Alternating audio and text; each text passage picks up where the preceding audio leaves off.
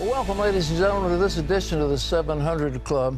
I want to start this program with a verse from the Bible. This is the word of Jesus, and here's what he had to say.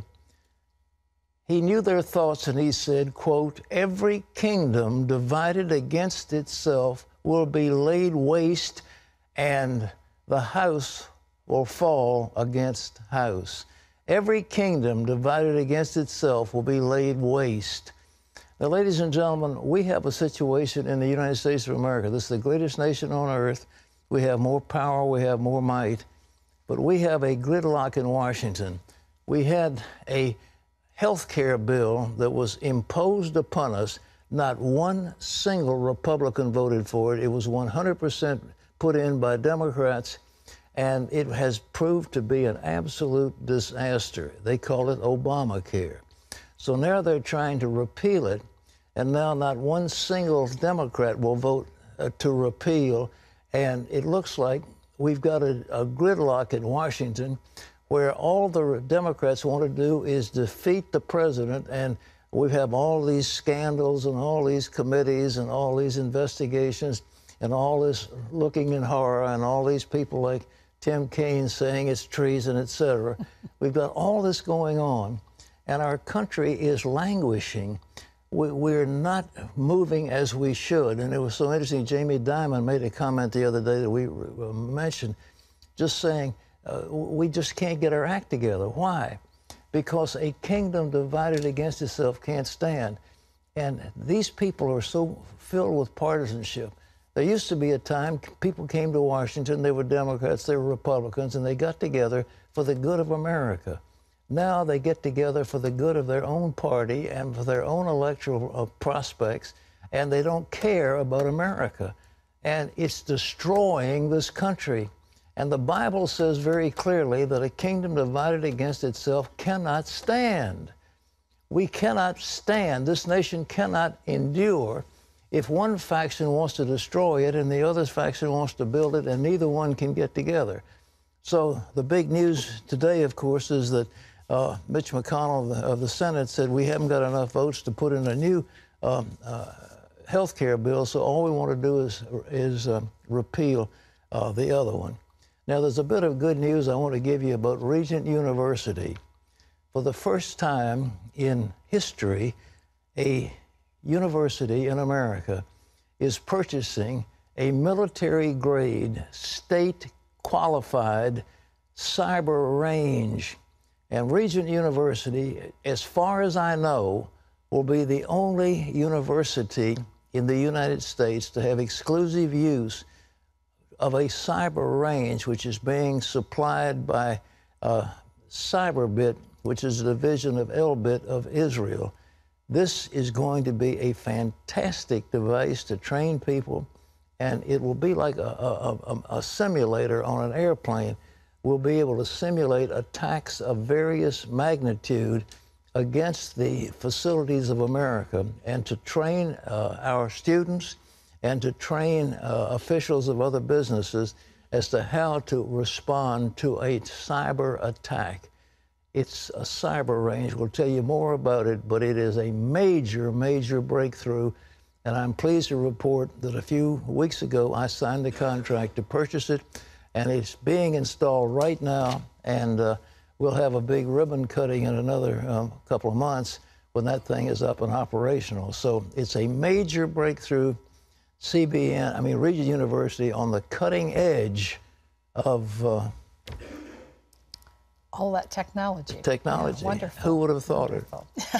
Well, that school's growing in leaps and bounds. But a cyber range. Yeah, that's wonderful. It's fabulous. It's the kind of thing one state would use to go game another state. I mean, it's that big and that important. All right. Well, it's back to the drawing board, as we said, for the Senate Republicans. Now that their latest health care plan has failed after two more senators said they couldn't support it.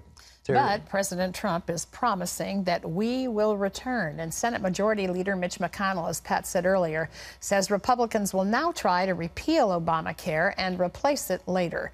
Charlene Aaron has the story. Senators Mike Lee of Utah and Jerry Moran of Kansas sealed the measure's doom late Monday when each said they would vote no in an initial critical vote that had been expected as soon as next week. Moran said, "We should not put our stamp of approval on bad policy."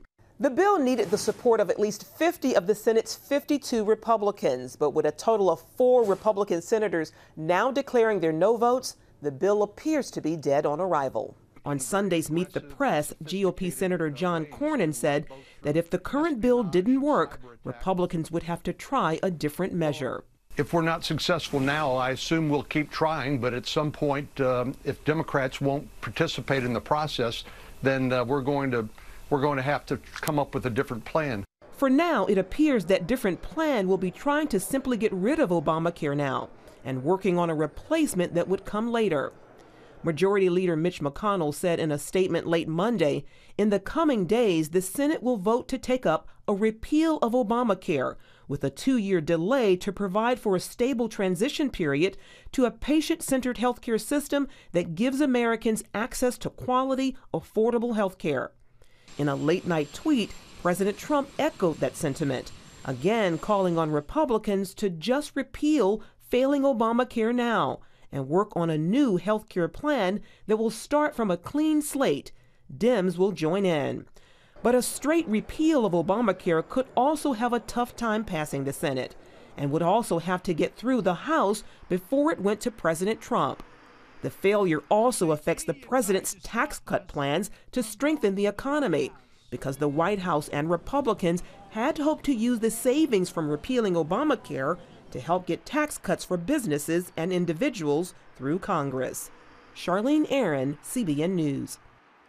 Well, our CBN News political correspondent David Brody is with us here. David, what do you think about what's going on? It seems the Republicans can't quite get it together, but at the same time, Mike Lee is a very principled, intelligent man, and he couldn't support what he thought was a failed bill. What do you think? Well, he's a principled, intelligent man. The problem is the Republican Party needs more of those folks up there, those constitutional conservatives, Pat. And this is the problem. A lot of people think, look, the Republicans have control. Well, yeah, but they have 52. And last time I checked, there are quite a few, as they say, rhinos in the party. And so that's not going to get it done, even in a reconciliation bill. So they need more of those Mike Lees up there. And there's a big ideological divide in this party, and that's a big part of the problem. Well, I mentioned the fact that a house divided can't stand. That's a biblical truth. It looks like the Democrats just absolutely are there to oppose everything Trump does. They're trying to bring Trump down instead of what's good for America. Every single time, Pat. There's no doubt about it. And so then the question becomes, where do the Republicans go from here? And there's a lot of different scenarios here. Our Senate top aide just told me this morning it is not likely that they're going to be able to just repeal Obamacare. It does not seem like that's going to be the case. And so where does it leave Republicans? Well, part of the problem is even if you can repeal parts of this under reconciliation, which takes 50 votes, you still need to repeal the whole thing. You're going to need 60 votes for some of the other non-revenue portions of Obamacare. So, look, this is a problem for them. Here's part of the issue here. You know, Ted Cruz and all the other folks went around saying we're going to repeal and replace Obamacare. What they really should have said is we're going to repeal and replace Obamacare with something slightly better than Obamacare because it's still Obamacare. And that's been really the crux of the issue all along. Well, Obamacare is falling apart. Those exchanges are going bankrupt. Private insurers are pulling out.